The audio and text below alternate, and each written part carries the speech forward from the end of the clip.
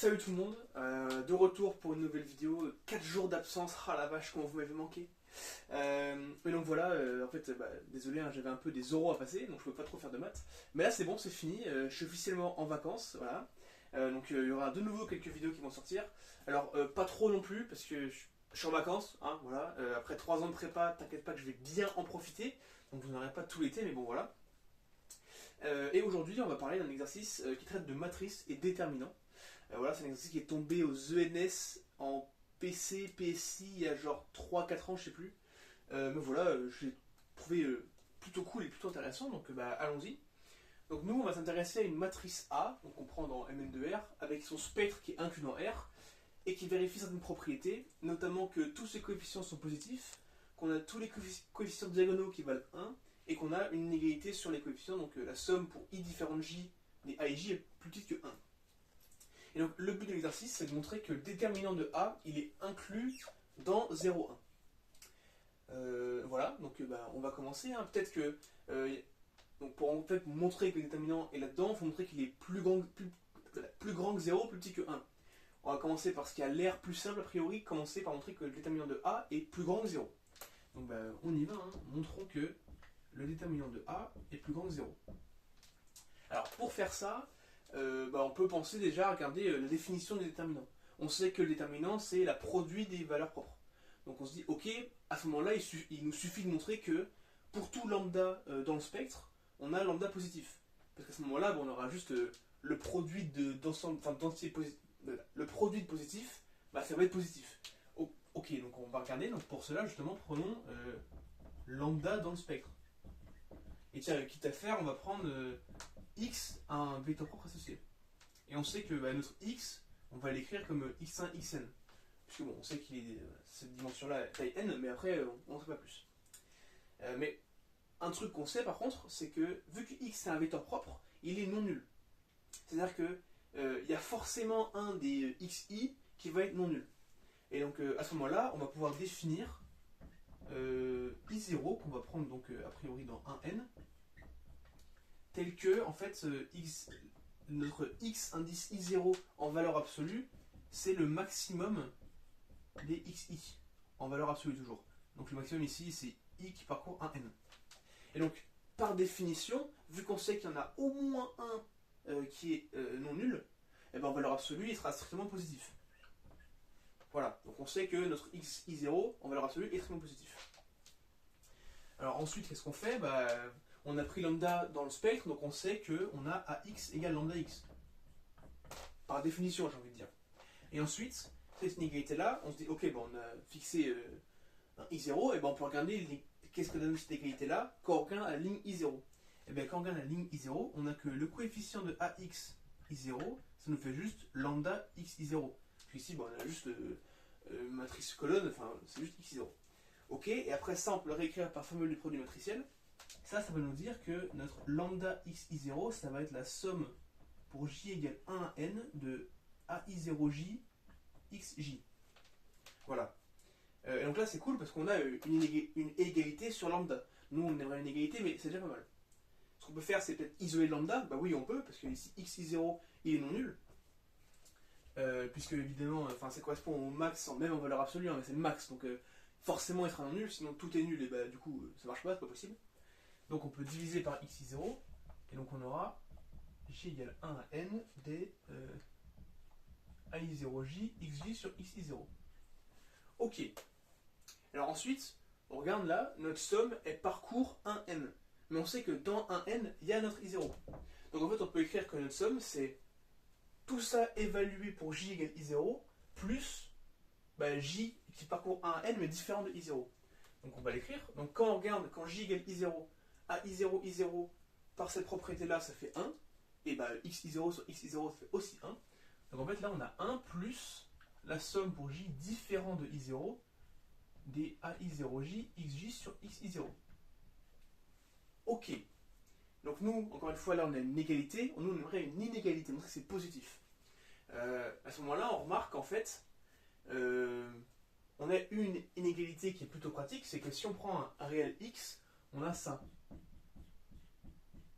Voilà, on sait que x, c'est super ou égal à moins sa valeur absolue. Et donc ça c'est vrai a priori pour n'importe quel x dans R, hein, donc on va l'appliquer à xj sur xi0.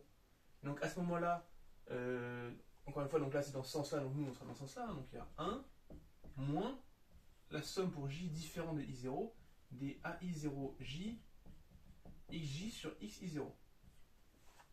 Ok, mais maintenant, si on regarde, on sait que xi0 c'est le maximum des xi en valeur absolue. Donc à ce moment-là, on sait que xj il est en valeur absolue et inférieur ou égal à valeur xi0 en valeur absolue. Mais vu qu'il y a un moins ici, on n'oublie pas, on change le sens, donc ici on a 1 moins somme de j différent de i0 des ai0j xi0 sur xi0 en valeur absolue. Bon, ça fait 1, je vous apprends rien je pense, et donc c'est 1 moins la somme pour j différent de i0 des ai0j. Mais on a cette condition là qui est respectée pour a, donc en fait ça c'est plus petit que 1. Donc là, vu qu'il y a un moins avant, ça en fait, ça nous dit que c'est 1 moins 1, donc 0. Donc ça nous dit que lambda est positif. Et donc encore une fois, il suffit d'écrire le raisonnement qu'avant, hein, c'est que le déterminant de A, c'est le produit des valeurs absolues. Et donc puisque cette valeur absolue par arbitraire, elle est positive, et bien le produit, ce sera positif. Donc ok, on a établi que le déterminant est plus grand que 0. Ça c'est cool, on a fait une partie. Maintenant, il nous reste l'autre partie, qui est de montrer que le déterminant, il est plus petit que 1. Alors, là, on peut faire une rapide disjonction de cas. Donc alors, on sait que D2A est positif, ça c'est ce qu'on a montré. Donc oui, rapide disjonction de cas, parce qu'en effet, s'il existe un lambda dans le spectre nul, donc on prend, s'il existe, si 0 est valeur propre, à ce moment-là, le déterminant, c'est le produit de toutes les valeurs propres, et vu qu'il y a 0 dedans, ça fera 0. Et donc, 0, c'est plus petit que 1. Donc, si ça, en fait, c'est ok, ça marche, parce que 0 est plus petit que 1. Donc, à ce moment-là, on va supposer que, supposons que les lambda i sont strictement positifs pour tout i dans un n. Puis encore une fois, de base, on suppose qu'ils sont non nuls, mais on a montré qu'avant que c'est positif. Donc, en fait, il n'y a pas le cas strictement négatif, c'est forcément strictement positif. Ok, donc on va supposer ça. Alors pardon, je suis un peu la dèche, voilà. On va supposer ça, et alors, ce qu'on peut remarquer aussi, un truc intéressant, c'est que cette propriété-là, ça nous donne l'information sur la trace de la matrice. En effet, on peut écrire que la trace de A, ça va être la somme des coefficients diagonaux, A et I. Mais bon, comme A et I vaut 1 pour tout n, ça nous fait la somme pour I égale 1 à n de 1, ça fait n. Donc A est trace n. Est-ce qu'on peut le réécrire comme 1 égale trace de A sur n? Vous verrez après pourquoi j'écris comme ça, mais donc là si je réécris la définition, mais cette fois la définition avec les valeurs propres, ça nous dit que c'est la somme des lambda i. Ok. Mais justement, puisque on suppose que tous les lambda i sont positifs, ça ici, c'est strictement positif aussi. Encore une fois, on fait la somme de notre strictement positif, on divise par n qui a priori est non nul, hein, on n'est pas fou. Voilà, ça c'est strictement positif. Et effectivement, on retrouve bien un 1 strictement positif, c'est logique. Mais alors, ce qu'on va utiliser ici, c'est une inégalité de concavité. Parce qu'en effet, on sait que la fonction ln, elle est concave. Ça se montre, il y a plusieurs manières, on peut trouver les inégalités, ou alors juste écrire par définition, on regarde la dérivée seconde, donc si je dérive ln une fois, ça va me donner 1 sur x, si je dérive une deuxième fois, ça fait moins 1 sur x carré, ça c'est négatif, pour tout x dans R étoile, donc n elle est concave, enfin elle est concave sur R plus étoile, en l'occurrence, mais elle est concave. Et alors, puisque elle est concave, on va pouvoir utiliser le résultat qui est là, parce qu'en effet, ça nous dit que 0, c'est égal donc, à ln de 1, ça paraît a priori, c'est normal.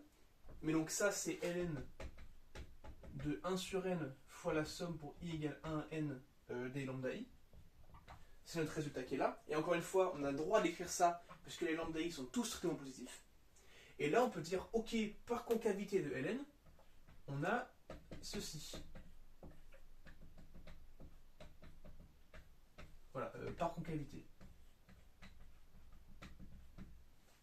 Voilà.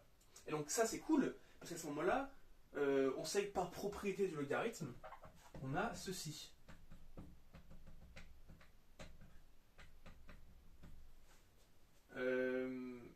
Non, pardon, qu'est-ce que j'écris? Non, je me suis trompé. Ok, oubliez ça, je me suis trompé. C'est ici, pardon, somme de i égale 1 à n des ln de lambda i. Voilà, voilà, ça marche beaucoup mieux. Donc ça, après, propriété de logarithme, ça fait ln de du produit, pardon, des lambda i. Voilà. Et ça, bah, encore une fois, par définition, c'est notre déterminant. ln du déterminant de A. Ok. Et donc ça, encore une fois, hein, à chaque fois, c'est majoré par 0. Donc là, bon, on multiplie par n des deux côtés, n est positif, c'est un entier positif, donc ça ne change rien. Et donc ça va nous dire que 0, c'est plus grand que ln de déterminant. Et après, on passe à l'exponentielle. Et donc ça, ça nous dit que 1 est plus grand que le déterminant de A. Et donc à ce moment-là, on a bien cette inégalité-là, et celle qu'on a trouvée avant. Donc tout ça, pour conclure, ça nous dit que le déterminant de A, il est bien compris entre 0 et 1. Voilà, on a fini l'exercice. Donc c'est une méthode qui est plutôt intéressante. Le début, pour montrer que le déterminant est positif, c'est un truc qu'on voit assez souvent. On voit aussi ça dans les matrices stochastiques. Ça ressemble un peu, il y a quelques définitions en plus, mais ça se retrouve. Et matrice stochastique, pareil, ça tombe assez régulièrement. Et pour montrer que c'est plus petit que 1, c'est toute la partie d'utiliser du coup la concavité du ln. Alors j'avoue que j'arrive pas à trouver tout seul. Hein. Je pense qu'à l'oral on donnerait l'indication, ou alors juste on poserait la question est-ce que vous connaissez une fonction concave pour donner une idée parce que bon, penser avec ça à introduire soi-même, bah oui, ln est concave, bim, on déroule. Ça me paraît un peu compliqué. Après, si on a l'habitude, voilà, peut-être pourquoi pas, mais bon, peu importe. Donc voilà, merci beaucoup d'avoir regardé un Golemon résoudre un exercice de maths, et je vous dis à la prochaine.